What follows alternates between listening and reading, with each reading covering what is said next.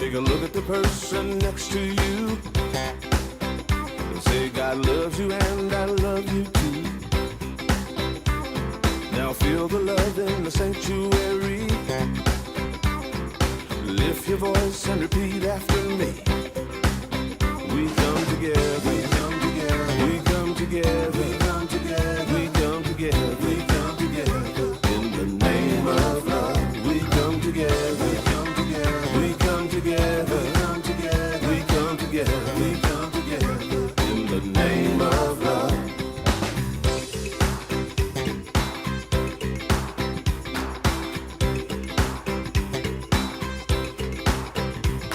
Now look at the person next to you.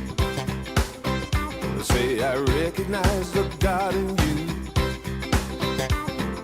Feel the love in the sanctuary.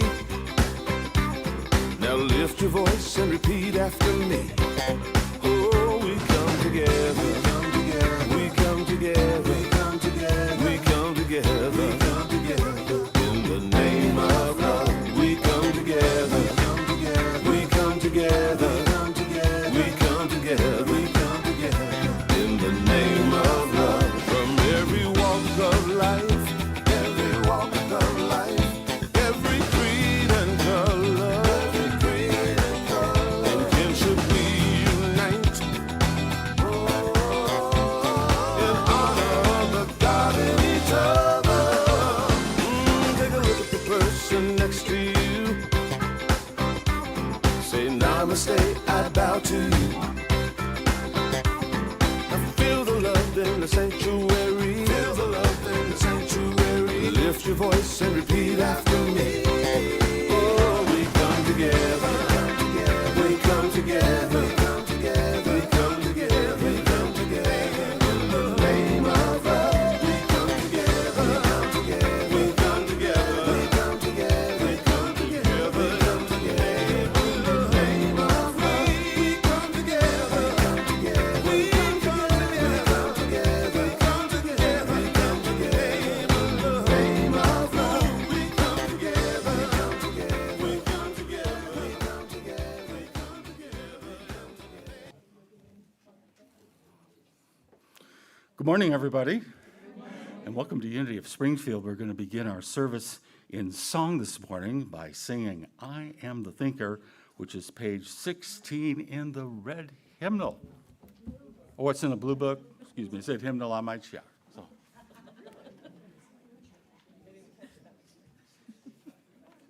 Blue book.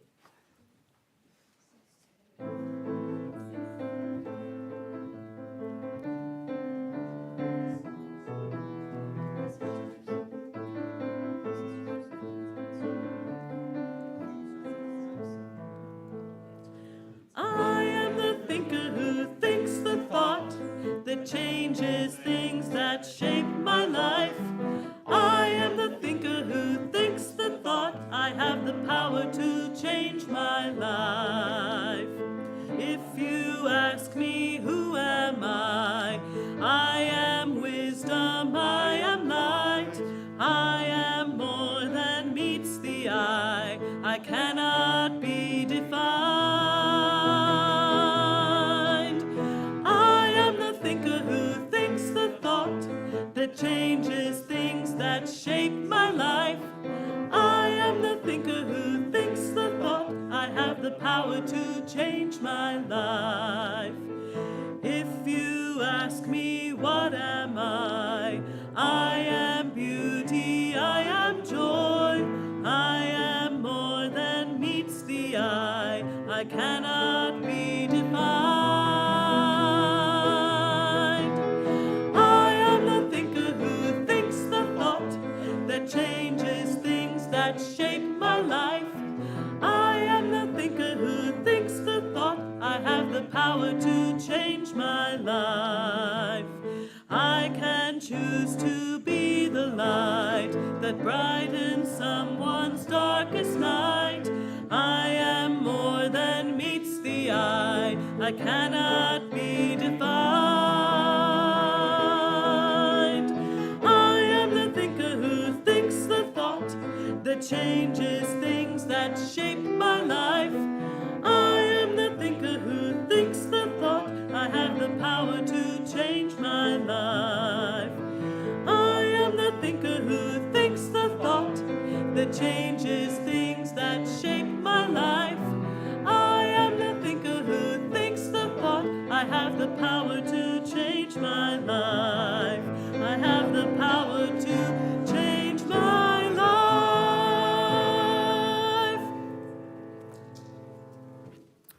You may be seated.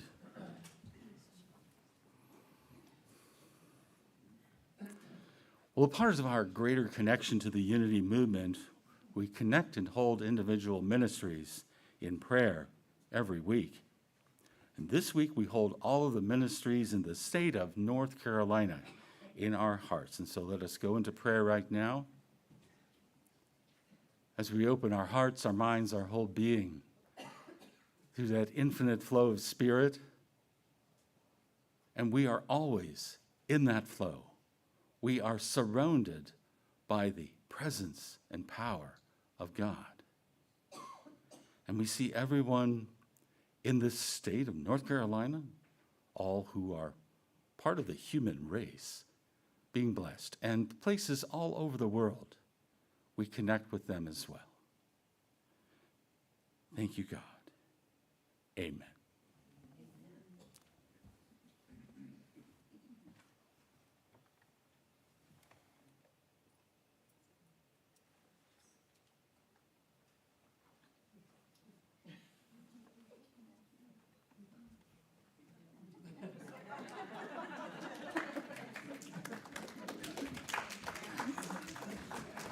Okay, better late than never.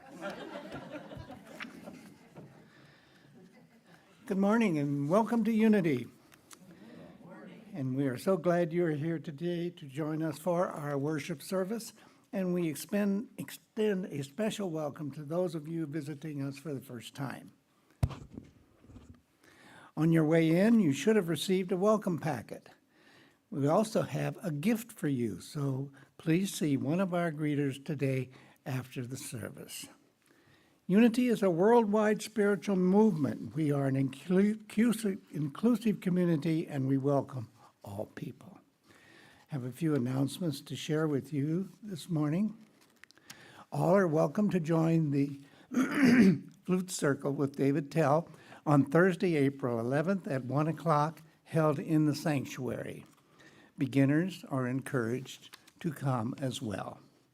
You are also invited to the monthly drumming circle with David Tell on Thursday, April 18th at 6 o'clock, and that is held in Margaret Kane Hall. Mark your calendars.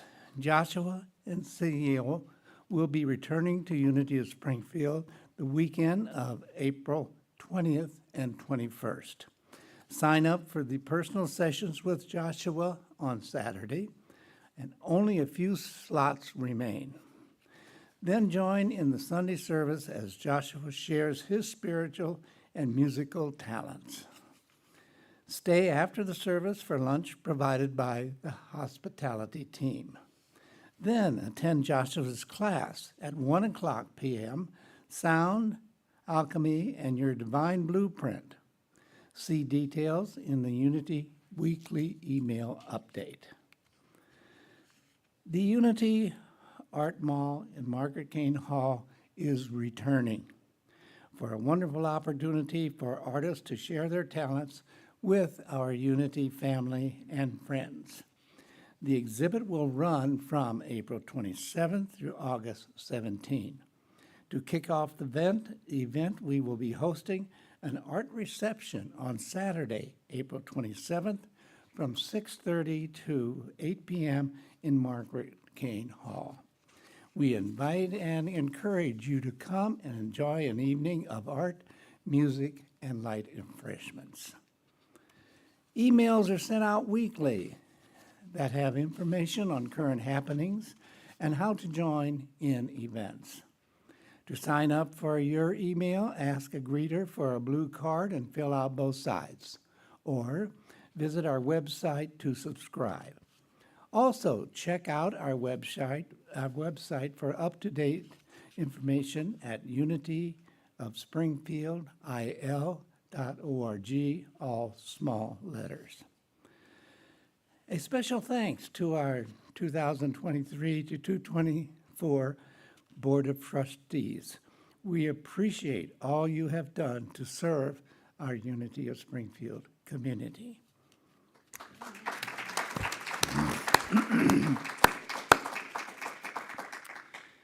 Creating our lives and our world through the thoughts and beliefs we hold in mind is a spiritual principle we practice here at Unity of Springfield. And we also know this truth. Together, there is only one presence and one power in the universe and in my life. God, the source of all good. Our vision statement, a world powerfully transformed through the growing movement of shared spiritual awakening. Our mission statement. We recognize God is love, individualized in all people. Therefore, we provide a positive environment for spiritual growth that empowers all to be God's love in the world. Now, Linda Cantor will share with us today's daily word.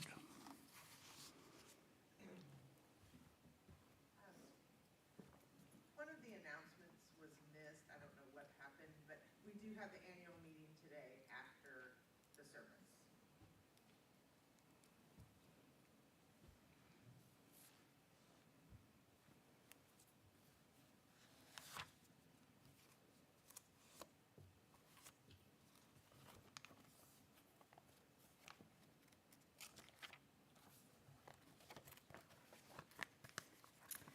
The daily word for Sunday, April 7th, is divine order. I see divine order expressing everywhere. I delight in the glorious colors, fragrances, and arrangements of plants in a garden. I celebrate the imagination, the meticulous planning, and the diligent work that transformed a patch of ground, some seeds, water, and fertilizer into a beautiful, life-filled place. I recognize the role of divine order in the creation of this garden, expressing through everyone who worked to bring it into being. It began as an idea in divine mind. Someone received the idea. Cooperating minds developed a plan. Willing hands prepared soil, planted seeds, then watered and tended the growing plants. My spiritual vision perceives divine order, the eternal dance of mind, idea, and manifestation expressing everywhere. And from Genesis chapter 1, verse 31, God saw everything that he had made, and indeed it was very good. And there was evening, and there was morning, the sixth day. And again, if you would like to join me in the affirmation, I see divine order expressing everywhere.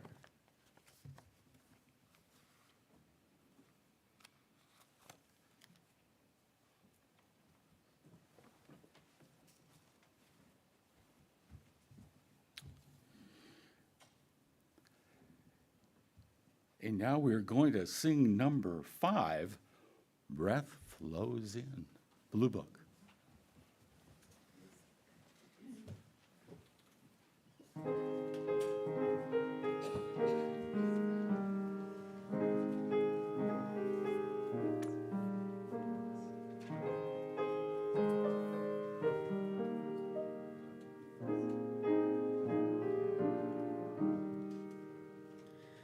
Breath flows in, breath flows out, ebbs and flows, that's what life is about. So breathe life in, breathe life out, ebbs and flows will balance out. Gentle rhythm of breath, since the moment of birth, even with our last breath, we are part of the earth. Breath flows in, breath flows out, joys and woes, that's what life is about. So breathe life in, breathe life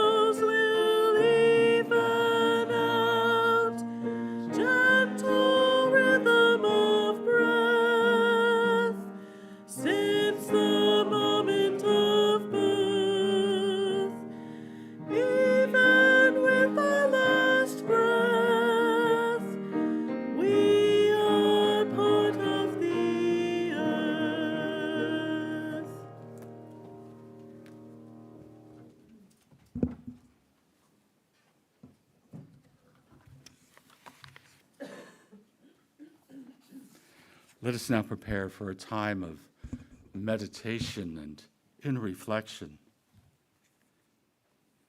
And we begin by just gently closing our eyes and letting go of our outer gaze and turning it within. Indeed, our breath ebbs and flows. We breathe in and breathe out. And so in preparation for a deeper awareness, a deeper knowing, a deeper experience, let us become aware of the flow of our breath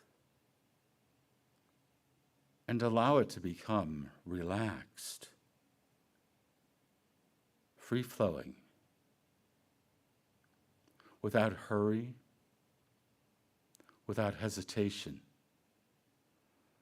but simply natural and easy. Breathe in and then let go of the breath. And continue to feel yourself becoming more at peace, more relaxed, more your true self.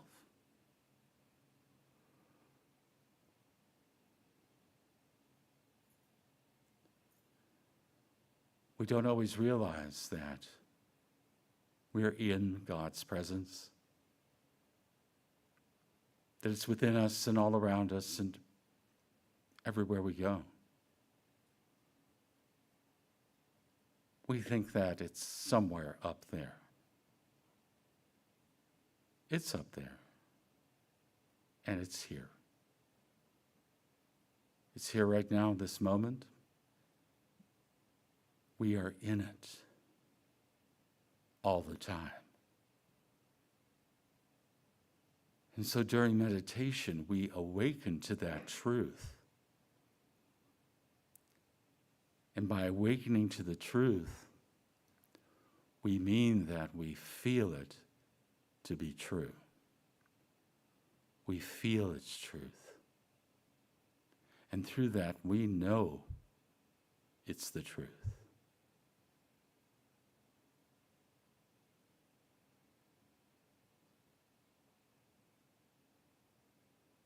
And when we experience our connection and our oneness with God, with Spirit, with the source of the universe, we have a sense that all is well with us and with the universe. And that all the time that we spend in an outer focused awareness, where we experience the ebb and flow of emotions and perspectives, comes into a different focus when we go within and feel our way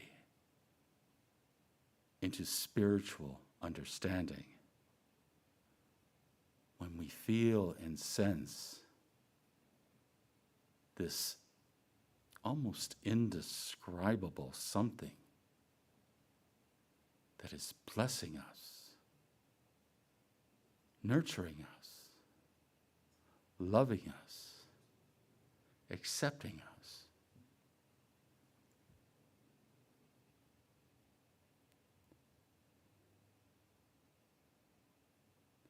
And from this knowing, we look at our world and we see everything working out.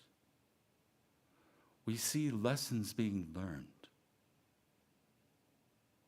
We see blessings taking place that seem beyond reason and logic. But we know that all is unfolding toward even greater good, greater blessing, greater wholeness.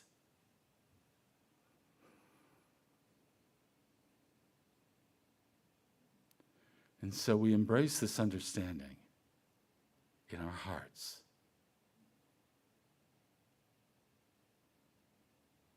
We sense it as a flow of life, of light, of energy.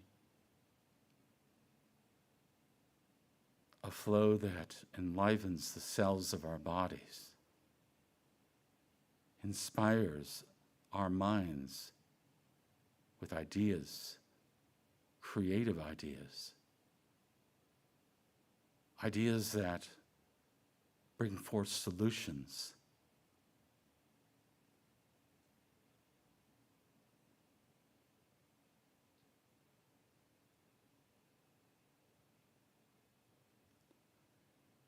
And what we then understand is that this flow of good that we sense right now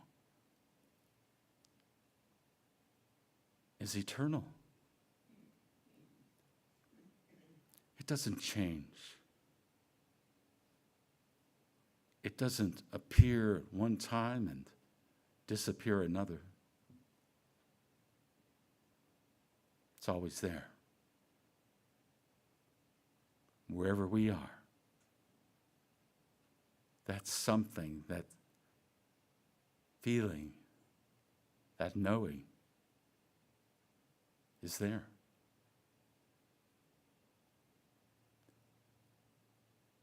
And it's something upon which we can depend to always be there. Every time we sit quietly, close our eyes, go within, and say to ourselves, I am here. I am here.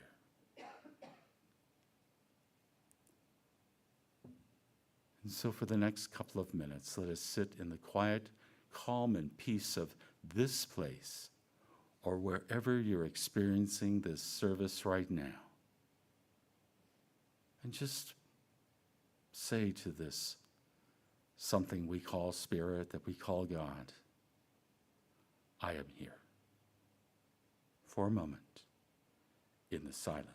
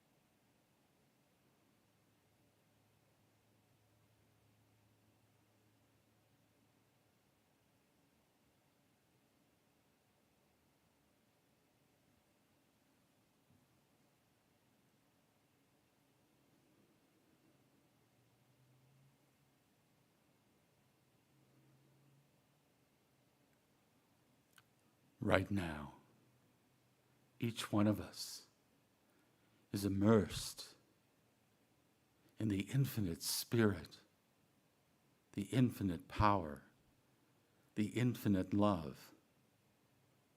of the divine. And we carry that awareness with us back into our daily lives. And from this inner understanding and awareness, we see our world for what it truly is. beautiful place, a place that is our home, where we live, all of us together, with the great potential for harmony, abundance, and wholeness. And we take this moment now to give thanks for this opportunity we've had to be here in this moment and to experience this time of meditation. And we give thanks in the name and through the power of the living Christ presence within us all. And so it is. Amen.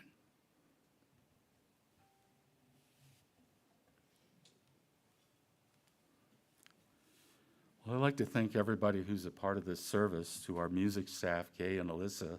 You guys are great. And to Bill and Linda for doing the announcements, better late than never. I should have given you a cue, Bill. I'm sorry for that. And Shelley and Danny back there in our booth, and someone that I really should mention every week, and somebody who's actually physically not here, and that's Chris Farashon, because we wouldn't have these PowerPoint slides. Yeah.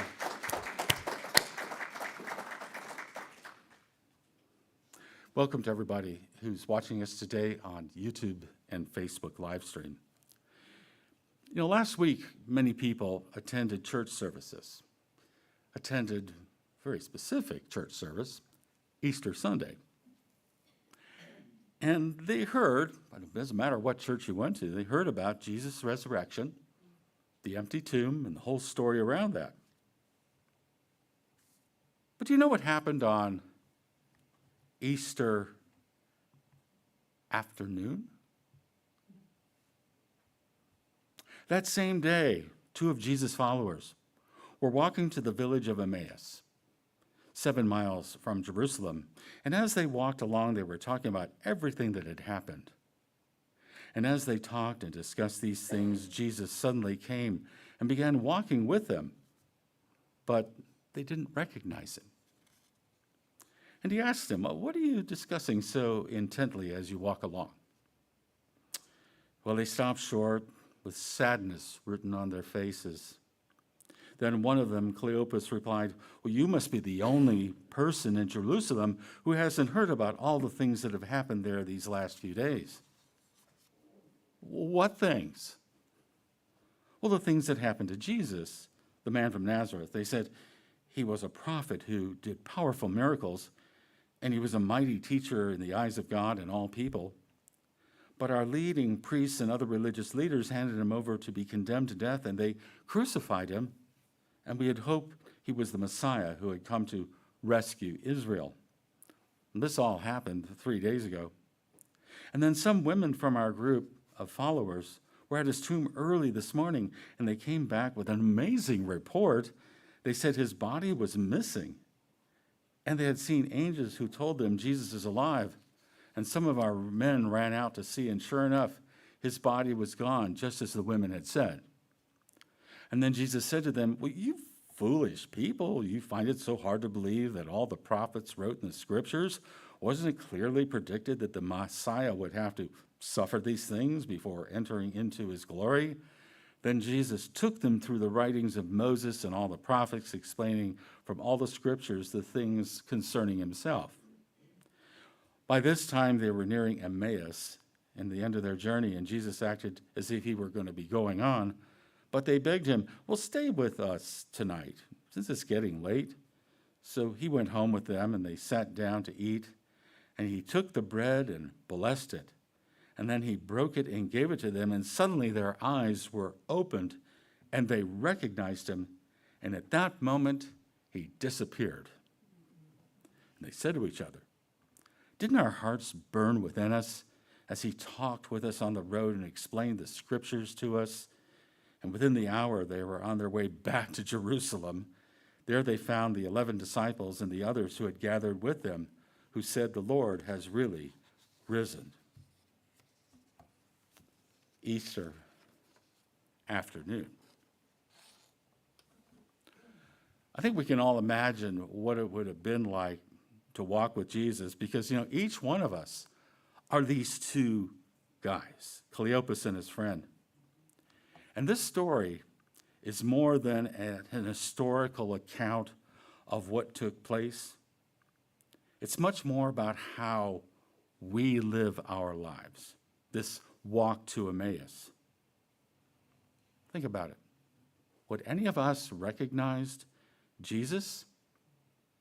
And why would we have recognized him, or why would we have not recognized him? It's all about having clear, spiritual guided perception. And for some reason, these two guys, they could not see Jesus at all. They were hit with a temporary blindness. And it's not that they couldn't see physically, not that kind of blindness. They were consumed with the blindness of their despondency. Their gloominess, their own dubiousness and disillusion prevented them from seeing who he was. They were seeing life through their minds, not their eyes. And this is something we do all the time, 24/7, don't we? Like these two guys. We don't see reality as it truly is. We're stuck seeing the world through the filter of our minds. And they were locked into seeing through the ups and downs of their emotions. They were consumed with grief. They were consumed with disbelief. You see, to them, Jesus didn't exist anymore. So they can't see him walking next to them. It doesn't fit in with their understanding of reality. He just didn't come up on their radar. They didn't have their radar set for Jesus. They couldn't see him. And we read their eyes were kept from recognizing him. And we're kind of like that too, seeing exclusively our world through our minds. Why do we do that? It's called selective perception. We see what we want to see. We see what's inside of us, not so much what's really there. It's not that we need an eye exam. We just need a consciousness shift. Now, selective perception, it's not bad, it's not evil, it's not wrong. In a way, it's sort of a derivation of our principle of mind, action, and unity, the third principle. Thoughts held in mind produce after their kind. If you hold certain thought in your mind, you're going to see it in the world. It's what we teach. Now, normally when we talk about this principle, we think about it as we're co-creating our world with God. God's working through us. And if we want to see a change in our experience, we have to cooperate with this principle to let it happen. What you see is what you get, spiritually speaking. But when it comes to selective perception, you get what you see within. What's inside of us is what we can see in the outer world. So what you feel is possible is the only thing that you're going to see. And if you don't think it's possible, you probably won't see it. If you believe Jesus had risen, well, maybe you could have seen him. But Cleopas and his companion, this is just another guy walking along. Just another guy. So we have to come to grips with the fact that we're doing this all the time. We overlay or project upon our world what is in our consciousness, what's in our minds, our issues, our stuff, our predispositions to life that then show up as our perceptions of what's going on. And because of that, we often miss what's really going on around us. Instead, we do what? We come to snap conclusions. We make assumptions. And we instinctively project an alternative reality on, and I like to call it the canvas of our experience. You know, we're painting, but with our minds. I will share an example. I remember one morning we were living at our home in Florida, and Donna woke up and she said, "I can hear some water running." It's probably the water softener. You know, we had a water softener. We actually had our own well, and that water needed treatment. And it would come on automatically in the middle of the night, but she was kind of puzzled why she could hear this in the morning, you know, like around 8 in the morning. Well, Danny had already gone to work, and I took a walk outside, and I noticed a whole bunch of water streaming down our driveway into the street from our garage. That's the left photo.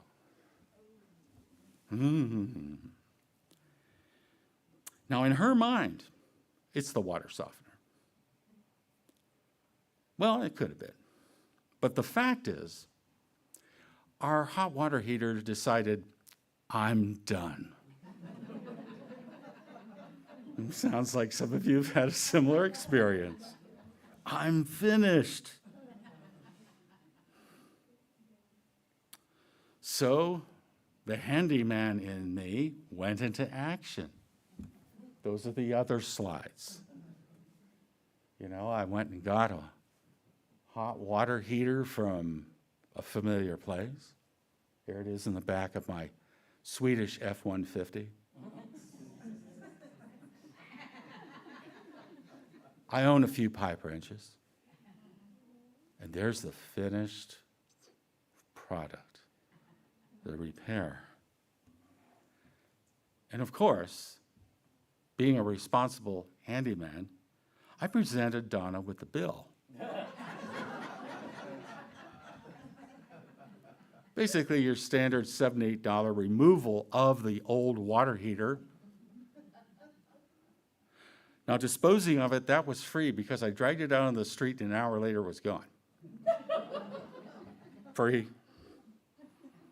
But then delivery, another $78. Installation, your basic $225 to put it in. And the unit itself was $449. The bill came to $830. I said, there you go. You know what she did in response? She gave me the eye. And I smiled and said this. Oh, God. Whoa. Whoa. That's not what I did. Can we get back? Can we get back? We're going to get back.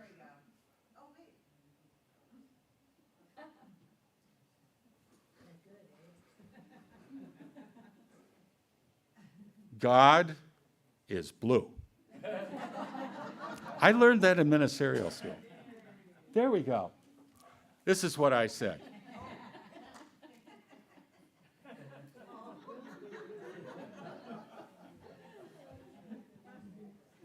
I didn't get the $830, but I did get a thank you. You may be familiar with the term implicit bias.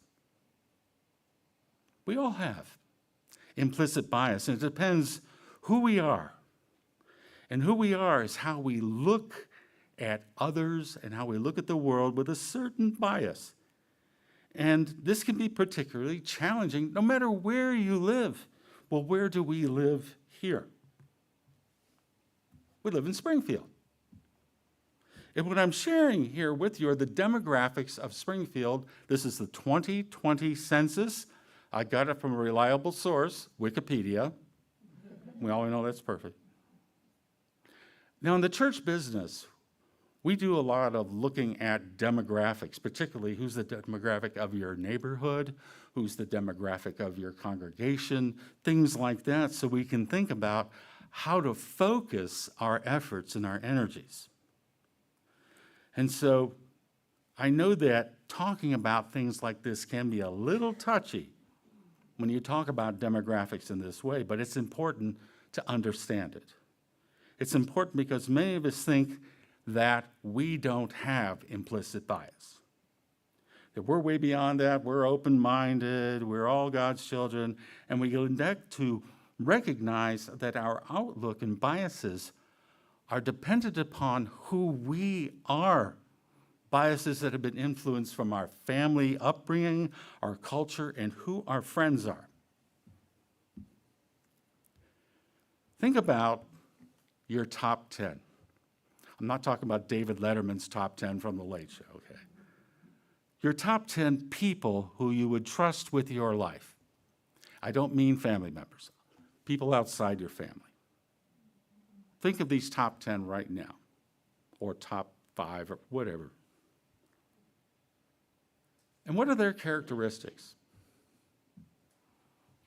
What's their gender?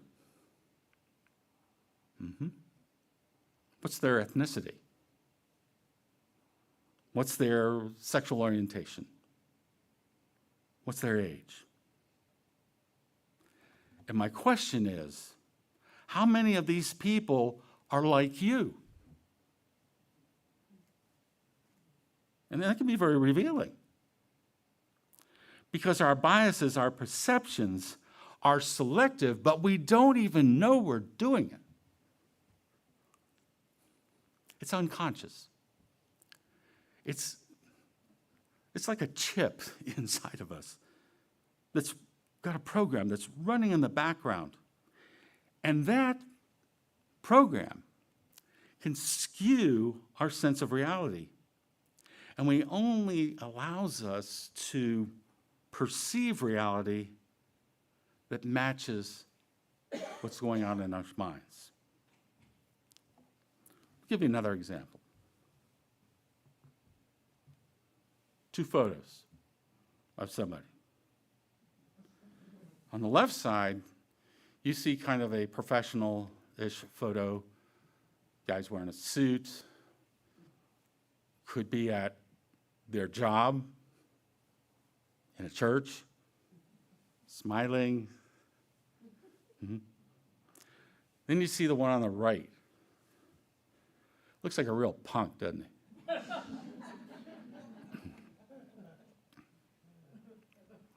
And there were times, by the way, I wore a suit for years in church as a minister, and I don't know, I guess I get too old to do that all the time because the suits, anyway.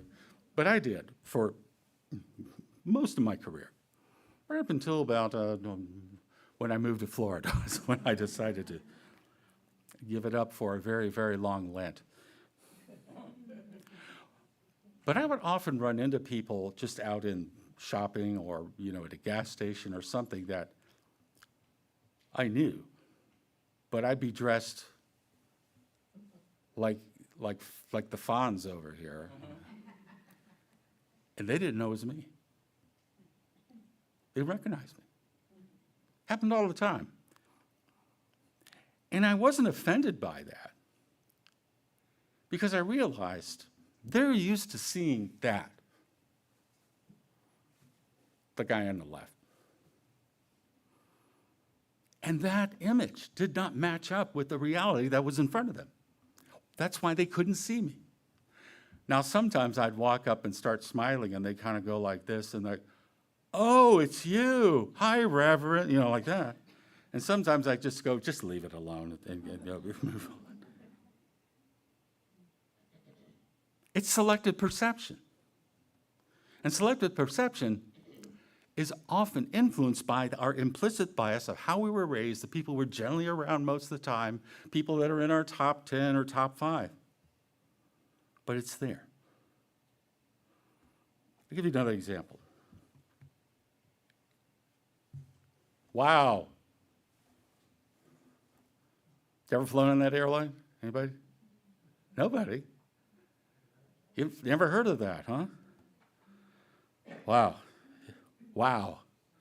It's an awesome airline. They're out of business now. Maybe it was the color. I don't know. We know that. We flew on this airline. I took this photo. And we flew this airline. It was a very ingenious airline. And I'm sorry they went out of business. I don't know why they didn't. It was the pandemic that did it. This was an Icelandic-based airline. And what they did is they used Iceland as a giant aircraft carrier. And they would fly their planes from North America to here, and then you'd make your connection to the European cities that you wanted to fly to. And they were a discount airline. I mean, really, really much less expensive than the main carriers. But you go through passport control in this airport, Reykjavik, it's actually south of Reykjavik. So I can technically say I've been to Scandinavia, sort of. I'll explain why here in a moment, because I remember after we went through passport control, we waited about an hour for our flight, and then we had to go and get on the flight, and there was somebody to check our tickets. And when we walked up to check out, the guy looked at me and began speaking in Icelandic. Now, I don't know the Icelandic language fluently, but I know a few words of Swedish. And I was sort of hoping that it would be close. Apparently it was. I said thank you in Swedish. If you want to know how to say thank you in Swedish, it's really easy. Or thanks. Tack. Repeat after me. Tack. Very good, very good. But what was going on here is that this ticket taker saw one of his fellow citizens because I physically matched up with how he was perceiving me as a local flying to Paris. And I tried my best to affirm that for them. I didn't say, excuse me, je suis français, I am French. Je désolé, I'm sorry. No, I didn't do that. When you look at this, do you see 3 or 4 boards? Well, it depends. You know, if you're the guy over here, oh, there's 4. But then the guy over here says, no, there's 3. Depends on your perception, right? Depends on where you're standing. Mm-hmm. Yeah.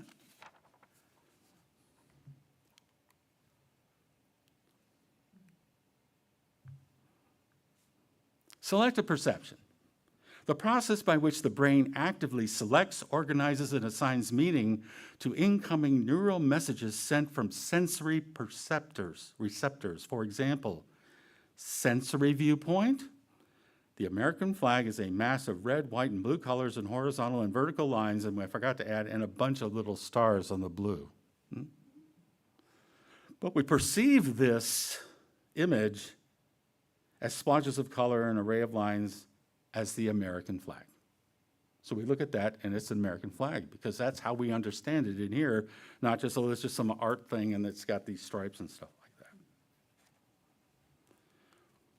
When we look at someone, we start seeing them with what's in our minds. We start seeing them with our implicit bias. What's one of the first things you do when you see somebody? Well, you kind of look at their clothes, don't you? How are they dressed? Very nice. Or kind of, okay. Do you ever look at their shoes? If you look at somebody's shoes, that'll tell you a lot about how they're doing. Are they wearing makeup or not, if they're somebody you would expect to wear makeup or maybe not? Or maybe you look at the tie they're wearing if they're dressed in a business suit. Very nice ties, guys, today. Very nice. How do they walk? Did they always walk really fast, quickly? Are they kind of slow? Are they kind of bewildered? Are they wild with a shopping cart at Walmart?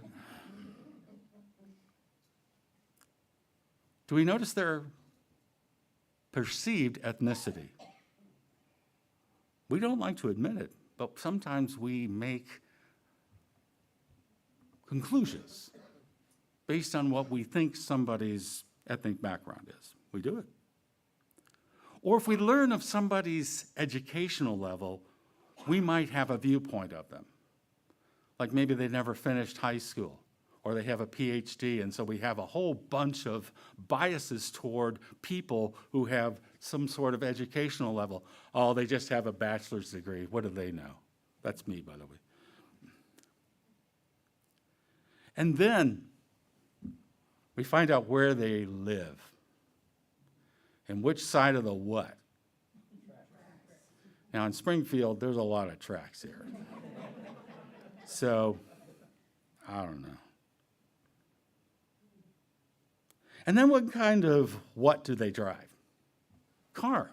You look at the car, I do, because I'm a car. 1957 model, Golden Hawk. That's me. Those of you who know Studebaker cars know that's a pretty good car.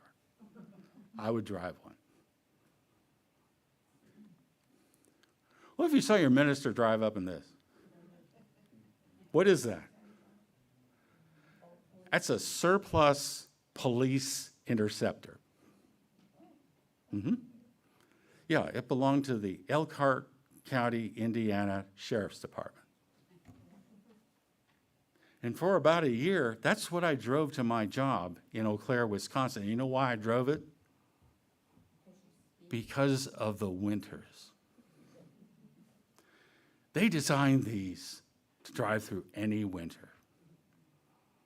It's got a cop alternator. I know because I put one in it. It's more expensive than the regular ones. I had snow tires put on every wheel of this car. I went to Menards, which is, by the way, the only home improvement store in Eau Claire, Wisconsin, because that's the home of Menards, and put 210 pounds of sand in the trunk of this car. And this is how I drove to work every day. Oh, here he comes in his police car. Now, this car didn't belong to me. It was on loan to me from my son. And you'll notice, if you have very good vision, the front license plate is a Minnesota license plate. But when you see somebody drive up, and then, by the way, I did add one accessory to it. It's not on this photo of it. I added it later. I had some Blues Brothers decals put on the side of it. Yes. A very spiritual movie if you've never seen it.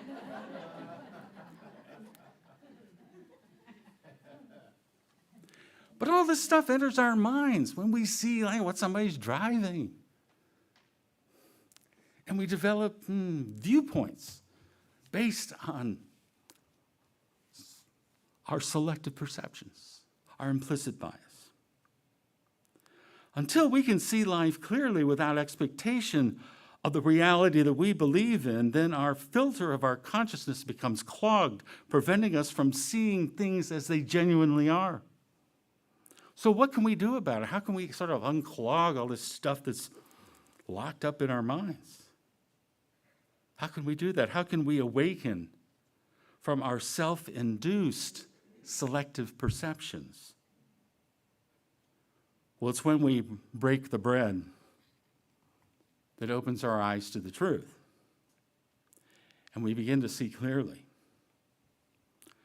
To clear our mental filter, we have to start identifying first with what's around us. Now, each one of us, I think, has our eyes open here, and just go around and start looking at stuff. So like, look at the person's hair in front of you, and whatever color hair that is, kind of say to yourself, well, they have this color hair. Or I noticed that little table over there has a kind of a glass-looking bowl on it, and kind of just say to yourself, well, there's a table over there with that on there. And then we have this candle here, it's kind of lit. How? Just kidding. But start getting in touch with what's really there and talk it through in your mind, or talk it through verbally. And when we do that, it snaps the mind out of preconceptions and biases and moves us to the facts, where we can see our world without commentary, without that commentary that's like speaking in your head. And the next thing we need to do is what we want to really get to, is to begin to see ourselves more deeply, to see the spiritual aspects around us by discovering them within ourselves, to perceive our world from the heart, from spirit, from our meditative connection. If we're going to behold the Christ in other people, we've got to first behold it where? In ourselves. It's like being on an airplane and they say, well, you know, if we leave cabin pressure, be sure to take the mask and put it on yourself before helping your child. It's kind of like that. You got to do it ourselves first. And when I say the word Christ, I'm not talking about the historical Jesus. We're talking about what Jesus represents in us. And so if Cleopas and his companion, and I would tell you his name if I knew it, I take issue with the writer of Luke. Should have put his name there, but I don't know. If they hadn't been so consumed with their grief and their depression, they would have recognized Jesus. They would have seen the Christ Spirit in him because they would have then been aware of it themselves. And throughout the walk, they gradually awakened to who he was. They thought about their experience with Jesus' words, and they said, didn't our hearts burn within us as he talked with us on the road and explained the scriptures to us? So as we prayerfully attune ourselves, we'll begin to see others from the Christ perspective. We'll see the potential for it, even if maybe it's not being expressed at that moment, because we'll be seeing beyond the outer behavior of somebody to the potential of the Christ within them. We'll see them for who they are, expressions of God, as spiritual beings first, not as a person of this ethnicity or this educational level or lives on this side of the tracks. We'll set up that Christ-to-Christ connection. And when the bread is broken, poof, we see clearly. So metaphysically speaking, the walk to Emmaus is a story about us and how we walk through life. And if we could walk with Jesus as they did, would we have recognized him? Well, it depends how we select our perceptions. And now we're going to make a very, very cool selective perception. We're going to begin now to perceive our blue books. Number 5. Is it number 5? 19, sorry. Number 19, I'm going to shine. Blue books.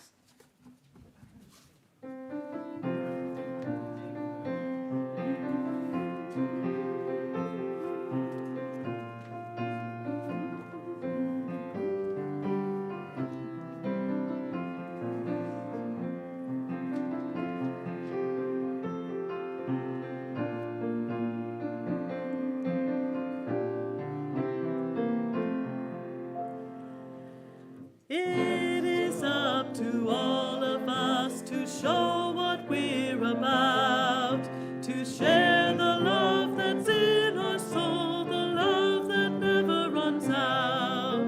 Scatter the joy and spread the word, be a star shining bright. Fan the flame of life within you and shine your light. I'm gonna shine, shine, shine. I'm gonna shine, shine, shine. Glowing from an infinite spark, I am divine. I'm gonna shine, shine, shine. I'm gonna shine, shine, shine. Walking in the Spirit, I'm doing fine, fine, fine. Want to do it again? Sure. It is up to all of us to show what we're about, to share the love that's in our soul, the love that never runs out. Scatter the joy and spread the word, be a star shining bright. Fan the flame of life within you and shine your light. I'm gonna shine, shine, shine. I'm gonna shine, shine, shine. Glowing from an infinite spark, I am divine. I'm gonna shine, shine, shine. I'm gonna shine, shine, shine. Walking in the Spirit, I'm doing fine, fine, fine. Thank you, Gay and Alyssa.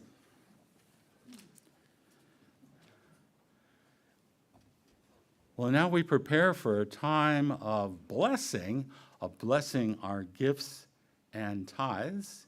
Here we go. And so we have a number of ways that you can donate to our church. Of course, you can go to our website, which is unityofspringfieldil.org. And there's a donate link on there. You can also text to 217-335-4121. And you can always mail us a check at, I love this part, Unity of Springfield, 417 Cordelia, Springfield, Illinois, 62703. And the reason I know that zip code, I live on that side of the tracks. So anyway. So you do too. All right. So please take your gift in your hand. If you give electronically, think of that gift as we bless it with these words of love and increase together. Divine love through me blesses and multiplies all that I am, all that I have, all that I give, and all that I receive.